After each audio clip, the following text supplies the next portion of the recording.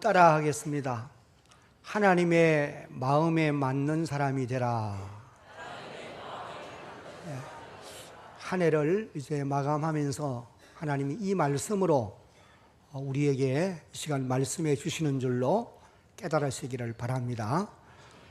우리가 예수를 믿으면 두 가지 큰 변화가 오게 되어 있습니다. 그 하나는 신분의 변화인데, 여러분들이 예수를 믿음으로 말미암아 하나님의 자녀가 되어져서 하나님 나라 백성이 되어지는 거예요.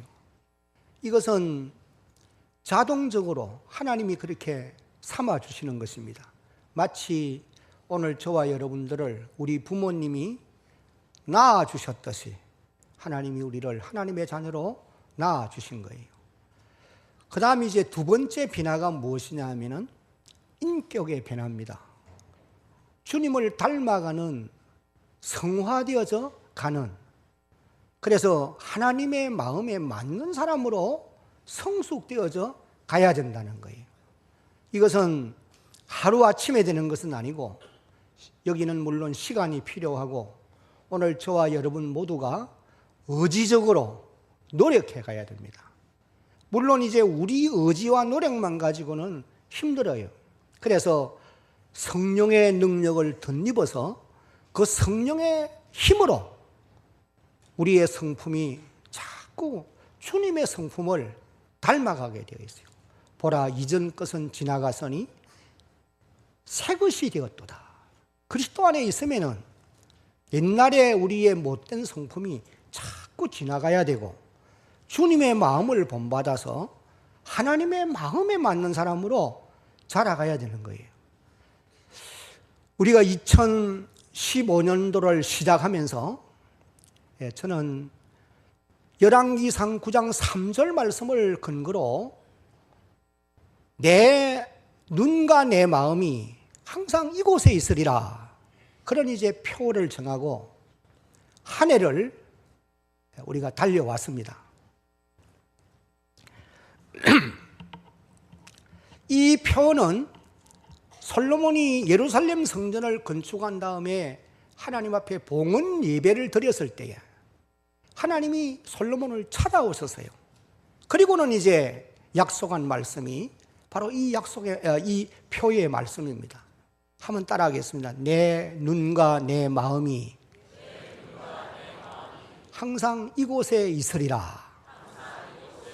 하나님은 이 약속의 말씀대로 한 해 동안 여러분들이 의식을 하건 하지 못하건 간에 하나님의 눈과 하나님의 마음이 우리 대한교회와 함께해 주신 것이 분명한 사실입니다. 왜냐하면 그 증거는 이곳에 구원받는 사람들을 하나님이 더하여 주셨고, 그리고 교회가 필요로 한 재정도 하나님이 모자람 없이 공급해 주셨으며, 또 한 걸음 나아가서는 오늘 저와 여러분들이 이곳에 나와서 예배를 드리고 또 하나님 앞에 기도를 드릴 때에 우리에게 때를 따라서 은혜를 베풀어 주신 거예요.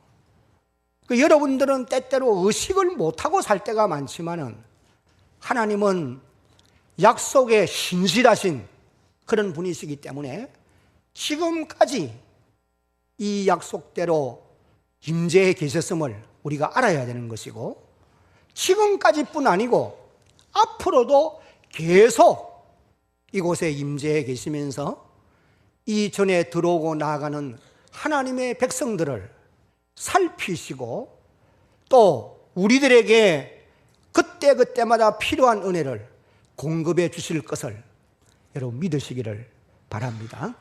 이 믿음 가지고 달려가는 그런 여러분들이 꼭 되어야 합니다. 그런데 참으로 중요한 것은 이제 우리가 지난 한 해를 뒤돌아보면서 오늘 저와 여러분들이 어떻게 살아왔느냐 하는 것이 대단히 중요한 문제입니다. 하나님은 저와 여러분에게 요구한 것이 다윗의 행함같이 너희가 마음을 온전히 하고 또 바르게 하여서 하나님을 섬겨 살고 또 다윗처럼 하나님의 계명들을 지키며 살라. 이것을 이제 우리에게 요구를 하셨어요. 이것이 이제 열왕기상 9장 4절에 이렇게 기록되어 있습니다. 한번 같이 읽어봅니다. 시작. 네가 만일 네 아버지 다윗이 행함같이 마음을 온전히 하고 바르게 하여 내 앞에서 행하여 내가 네게 명한 대로 온갖 일에 순종하여 내 법대와 율례를 지키며 살라는 거예요. 그리하면은 내 눈과 내 마음이 항상 이곳에 있을 것이고 앞날도 마찬가지다. 하나님 그렇게 요구를 하신 겁니다. 그러나 뒤돌아보면은 우리가 다윗의 행함같이 살아오지를 못한 것입니다. 다시 말하면 다윗의 삶을 우리가 본받지 못했다는 거예요.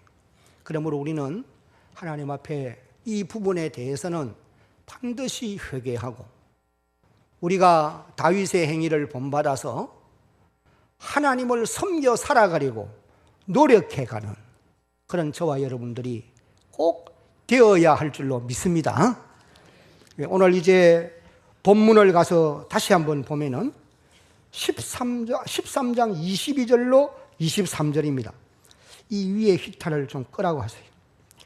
패하시고 다윗을 왕으로, 거기서부터 시작. 다윗을 왕으로 세우시고 정언하여 이르시되 내가 이새의 아들 다윗을 만나니 내 마음에 맞는 사람이라 내 뜻을 이루리라 하시더니 하나님이 약속하신 대로 이 사람의 후손에서 곧 예수라. 다윗은 하나님의 마음에 맞는 사람이라 그렇게 말씀을 하시고 계세요.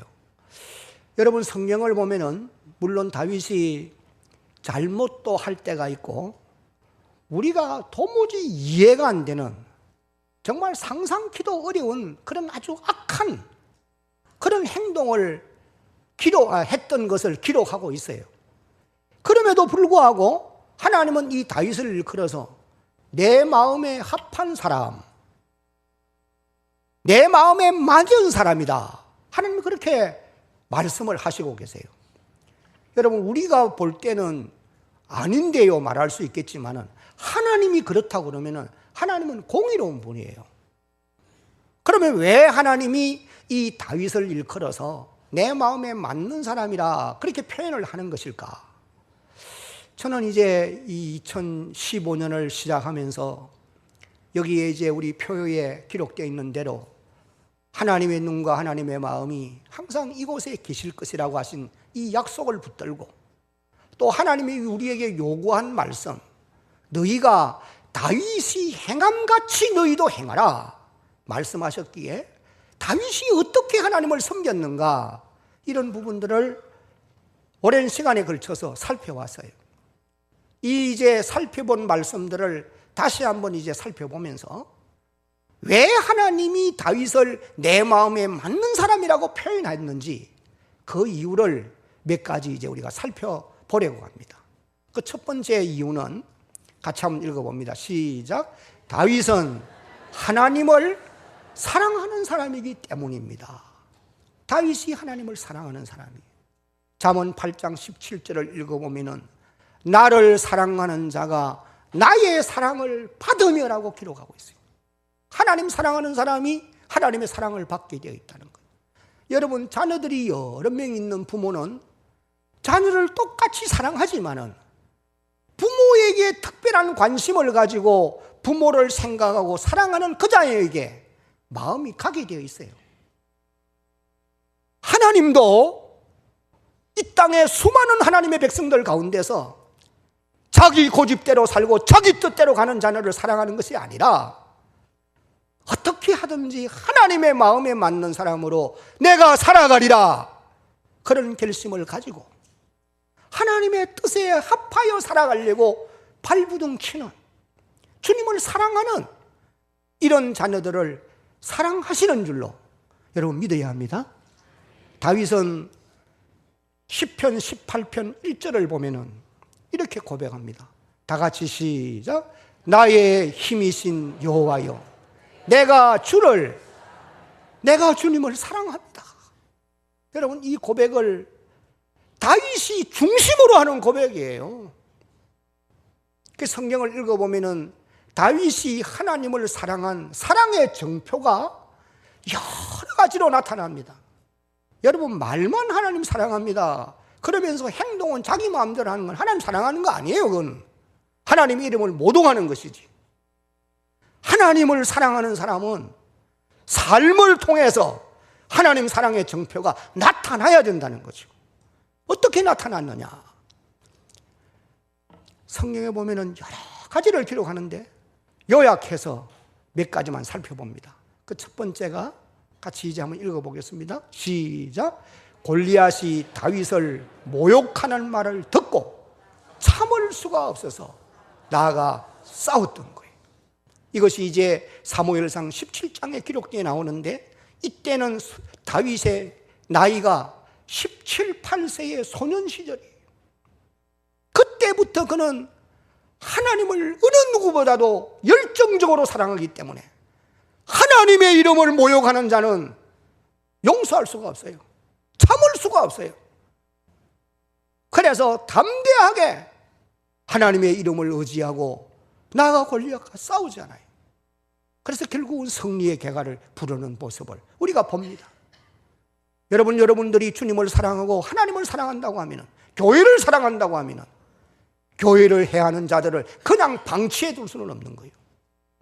하나님의 나라와 그 영광을 위해서 하나님 사랑하는 사랑의 정표를 나타내 보여야 된다는 거죠. 그러면은 또 두 번째는 하나님 사랑의 정표가 어떻게 나타났느냐, 같이 읽어봅니다. 하나님의 말씀을 지켜 살려고 노력하였던 것입니다.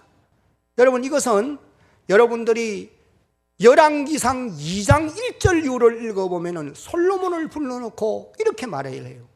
나는 이제 세상 모든 사람의 가는 길로 가게 되었노니, 이 말은 이제 죽을 날이 다 됐단 말이죠. 유언입니다.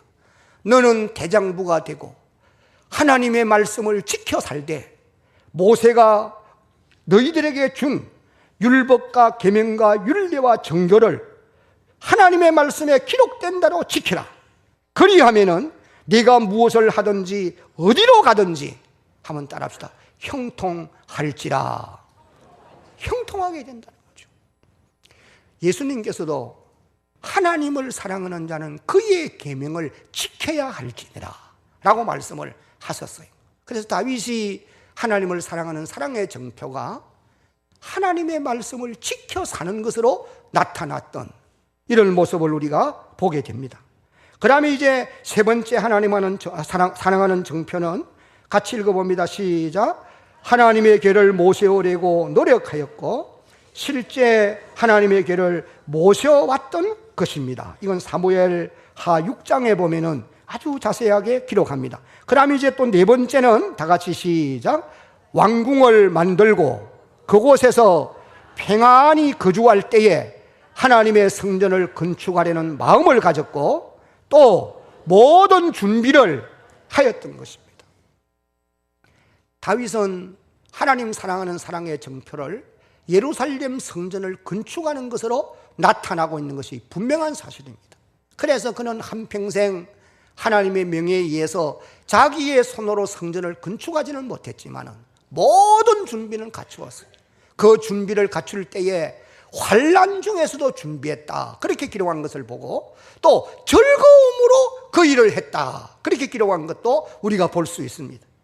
하나님 사랑하는 정표가 이런 일들로 나타났다는 거예요. 그 다음에 이제 다윗이 하나님의 마음에 맞는 사람이라고 하나님이 표현하는 두 번째 이유가 무엇이었느냐, 같이 읽어봅니다. 시작. 다윗은 하나님을 전적으로 의지하였던 사람이기 때문입니다. 믿음으로 한평생을 달려간 사람이라는 거예요. 하나님은 오늘도 믿음으로 살아가는 사람들을 하나님이 사랑하시고 내 마음에 맞는 사람이라고 분명히 말씀하시는 줄로 우리는 믿어야 합니다. 다윗이 인생을 다 달리고 마지막으로 한 말씀들 가운데 이런 고백이 있어요. 사무엘하 22장 30절을 읽어보면은 다 같이 한번 읽어봅니다. 시작. 내가 주를 의뢰하고 적진으로 달리며 내 하나님을 의지하고 성벽을 뛰어넘나이다. 이 고백을 보세요. 내가 주님을 신뢰하고 전쟁 가운데 적진을 향하여 달려갔고 전쟁에 나갈 때도 하나님을 의지하고 달려갔다는 거예요. 다윗만큼 전쟁을 많이 한 사람이 없습니다. 그래서 가장 피를 많이 흘린 사람이 다윗이잖아요. 하나님을 의지하고 적진으로 달려갔고 그 다음에는 또 하나님을 의지하고 성벽을 뛰어넘은 나이다. 환난을 당하거나 어려운 일을 만날 때에 믿음으로 극복했다는 말씀이에요. 우리의 가는 길에도 대적이 많습니다. 믿음으로 아니면 우리가 극복하기가 어려워요. 다윗에게 극한 한 가지 예를 우리가 살펴보면은 사무엘상 30장 6절에 백성들이 자녀들 때문에 마음이 슬퍼서 다윗을 돌로 치자 하니 그 다음부터 다 같이 시작. 다윗이 크게 다급하였으나 그의 하나님 여호와를 힘입고, 이 말씀은 다윗이 사울에게 쫓겨다닐 때 자기와 동행하는 사람이 600여 명 됩니다.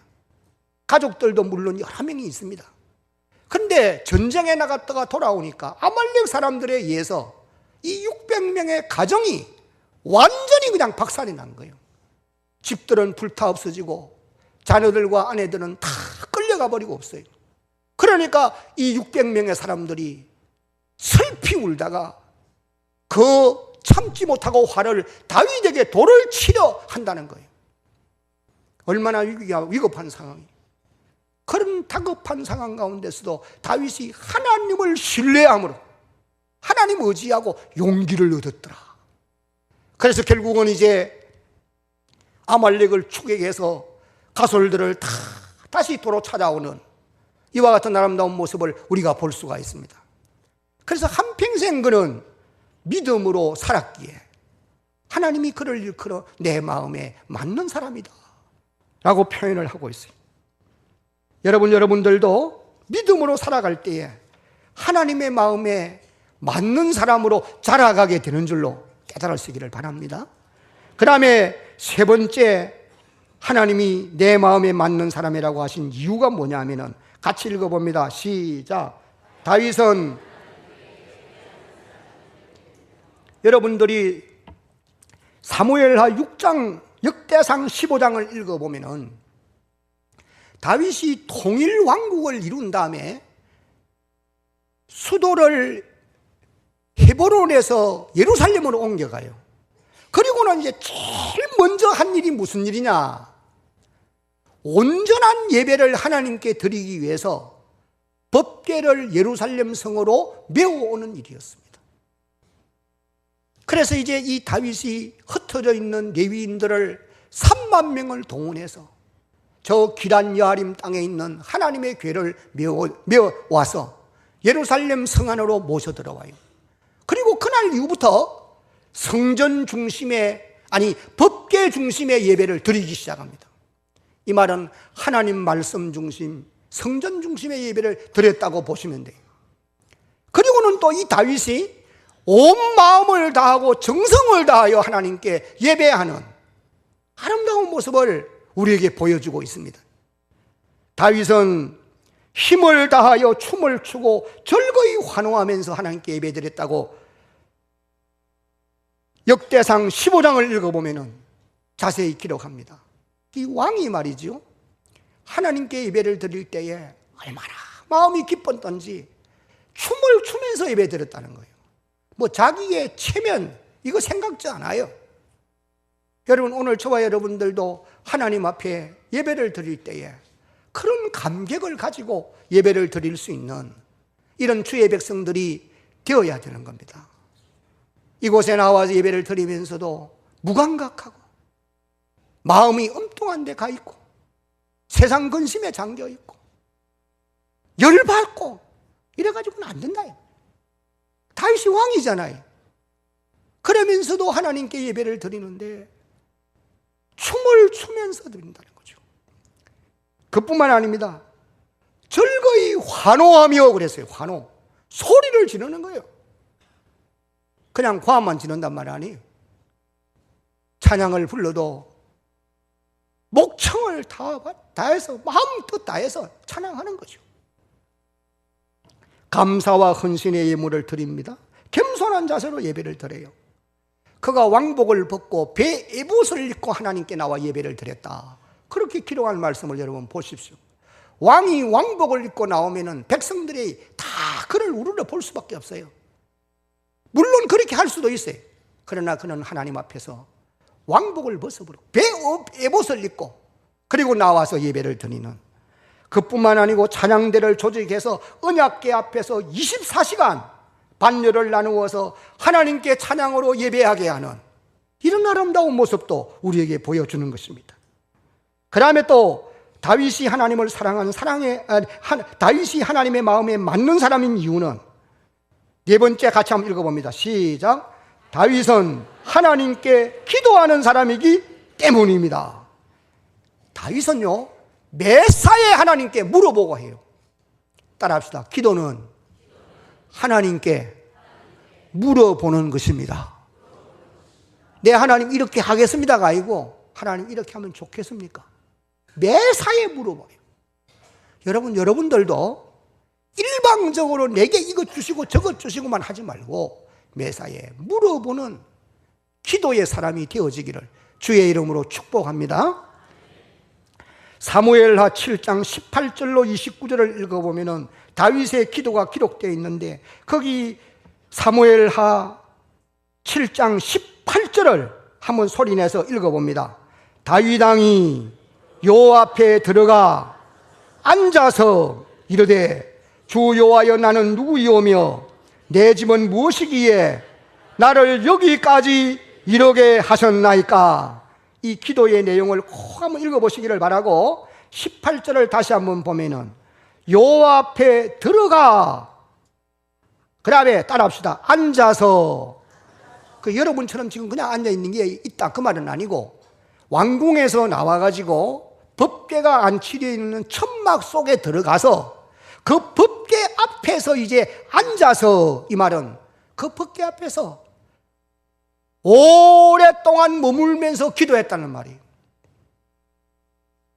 그 장소로 보면은 자기가 머무는 왕궁과 하나님의 궤가 모셔져 있는 이 천막은, 해막은 아주 누추한 곳이라고 말할 수 있어요. 그러나 하나님의 궤 앞에서 오래 앉아서 기도하더라는 거죠. 여러분들도 여러분의 집에서 나와서 이곳에 와서 이곳에서 오래 기도할 수 있는 그런 여러분들이 계셔야 하는 것입니다. 기도할 제목들이 얼마나 많냐 말이죠. 교육자들도 그러하고 장로님들도 그러하고 교회에 앞장선 직분자들도 그러하고 이곳에 나와서 들어와서 오래 기도할 수 있는, 그러면서 감사의 기도를 드리잖아요. 여기 다윗이 고백한 말씀을 보면은 주 여호와여 나는 누구이오며 내 집은 무엇이기에 나를 여기에까지 이르게 하셨습니까? 다윗이 자기를 돌아보는 거예요. 베들레헴 목장에서 목동이 되어서 아버지의 양무리를 치던 무명의 이런 목동의 아들이었는데 하나님이 그를 이스라엘의 주권자로 세워주셔서 왕위에 올려주셨단 말이에요. 그러니까 하나님께 기도하지 않을 수가 없는 거죠. 신명기 4장 7절을 읽어보면은 우리가 기도할 때에 한번 따라합시다. 하나님이 가장 가까이 와 계십니다. 신명기 4장 7절에 그렇게 기록합니다. 여러분이 하나님 앞에 기도할 때에 하나님이 가장 가까이 와 계시는 줄로 깨달으시기를 바랍니다. 그러니 하나님의 마음에 맞는 사람이라는 거예요. 하나님은 오늘도 그런 사람을 찾고 계시는 것입니다. 그 다음에 또 한 가지, 다섯 번째는 다 같이 시작. 다윗은 하나님께 받은 은총을 베풀며 사는 사람이기 때문입니다. 여러분이 사무엘하 9장 1절로 13절을 읽어보면은 다윗이 하나님께 받은 은총을 사울의 손자 요나단의 아들 비천한 사람 머비보셋에게 자기가 받은 은총을 다 베풀어. 이 모습을 보면은, 이런 것을 보면서 하나님이 마음에 감동이 온 것 같아요. 다윗이 잘못하는 것도 있고 도무지 용서 못할 그런 큰 죄를 범하기도 했지만은 하나님이 이런 마음씀을 하나님이 귀하게 보시고 다윗을 만나니 내 마음에 합한 사람이다. 여러분, 사무엘하 9장 1절을 한번 읽어봅니다. 다윗이 시작. 다윗이 이르되 사울의 집에 아직도 남은 사람이 있느냐? 내가 요나단으로 말미암아 그 사람에게 은총을 베풀리라 하니라. 3절도 읽어봅니다. 시작.